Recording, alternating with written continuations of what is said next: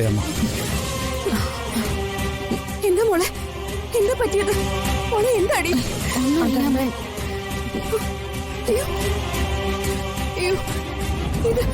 ഇതെങ്ങനെ പറ്റിയേ? അതമ്മ ചെറിയൊരു കുപ്പിച്ചില്ല കൊണ്ടതാ. അതെങ്ങനെ കുപ്പിച്ചിൽ കൊണ്ടത്? അതൊക്കെ പറയാം, അമ്മ സമാധാനപ്പെട്. ഇവിടെ ഇങ്ങനെ കാണുമ്പോ വല്ലാതെ വെപ്രാളം എടുക്കുവോ? അമ്മേ, എന്തിനാ വേവലാതിപ്പെടുന്നത്? അതിന്റെ ആവശ്യമൊന്നുമില്ല. ഞാനന്ന് ആശുപത്രിയിലായെന്ന് കരുതി ഓടിപ്പിടിച്ച് വരേണ്ട കാര്യമൊന്നും ഇല്ലായിരുന്നു. നിനക്കത് പറയാം, പക്ഷെ നിനക്ക് ഇവൾക്ക് എന്തെങ്കിലും പറ്റിയെന്ന് അറിഞ്ഞ എനിക്ക് അവിടെ മനസ്സമാധാനത്തോടെ ഇരിക്കാൻ പറ്റില്ല. അതുകൊണ്ട് അവനെ ഉടനെ ഓടി ഇങ്ങോട്ട് വന്നത്.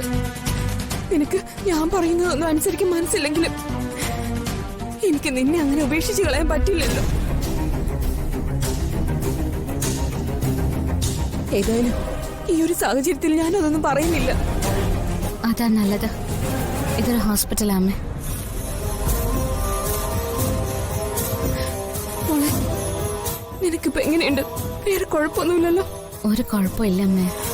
ഏതായാലും നീ ഒന്ന് സൂക്ഷിക്കുന്നത് നല്ലതാ. എല്ലാവരും അറിഞ്ഞ സ്ഥിതിക്ക്.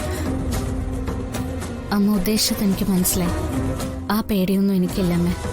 അമ്മ ഉദ്ദേശിക്കുന്ന ആളുകളിൽ നിന്നൊന്നും ഒരാപത്തും എനിക്കുണ്ടാവില്ല.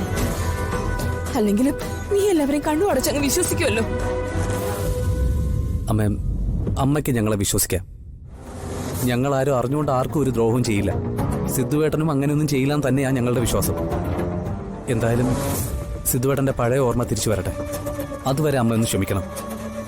സിദ്ധുവേട്ടന്റെ അസുഖം മാറി ഓർമ്മ തിരിച്ചു കിട്ടട്ടെ. അപ്പോ സിദ്ധുവേട്ടന് പറയാനുള്ളത് എന്താണെന്ന് നമുക്കറിയാലോ. അമ്മ ഇങ്ങനെ ടെൻഷൻ ആവണ്ട. ചേച്ചി ഞാൻ നോക്കിക്കോളാം. എന്റെ ശ്രദ്ധ എപ്പോഴും ചേച്ചിയിലുണ്ടാവും.